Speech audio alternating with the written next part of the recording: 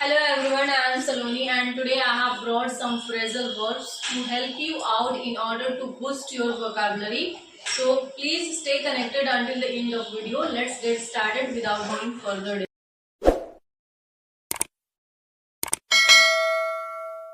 So guys, as you can see that there are 10 phrasal verbs which have been already written on the board, and now I'm going to make you understand with the help of the examples.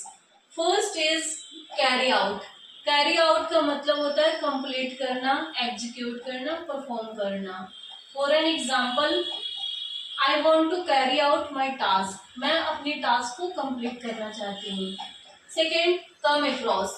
Come across का मतलब होता है to find by chance or to appear or seem. कोई चीज अचानक से मिल जाना या मतलब प्रतीत होना. For an example, yesterday I was going to the market and suddenly I came across my friend. कल मैं बाजार जा रही थी, अचानक से मैं अपने दोस्त से मिल गई. Second is you can say you seem या you come across as very confident. तो बहुत confident लग रहे हो. Third का bring up. Bring up means to mention a topic or to raise a child. It has the two meanings. First, to mention a topic, and second, to raise a child. Mention a topic. Now let's understand with the help of examples. I don't want to bring up any issue during the class. मैं class के दौरान कोई issue को mention नहीं करना चाहती. Next example is I am brought up by my parents.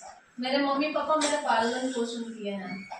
Fourth is cut down on. Cut down on का मतलब होता है टू रिड्यूस करना, कम करना.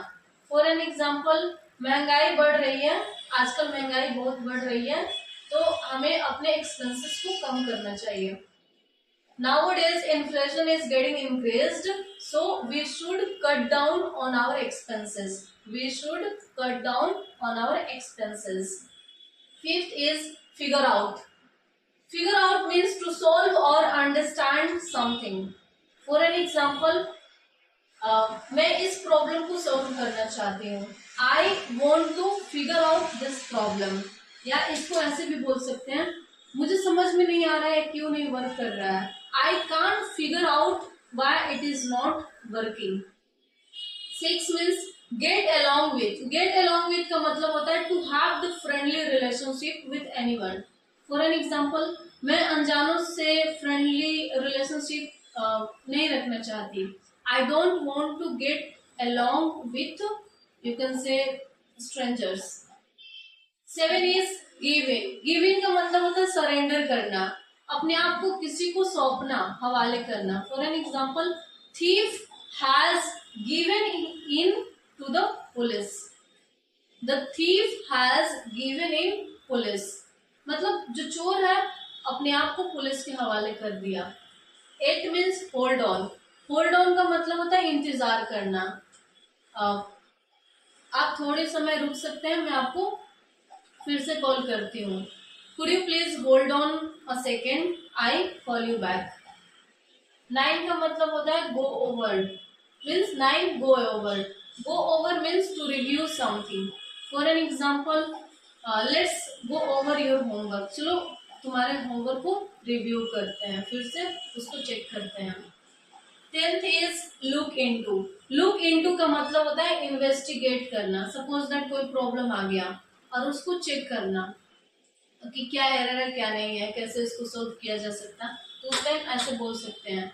Example, the company is looking into the complaint.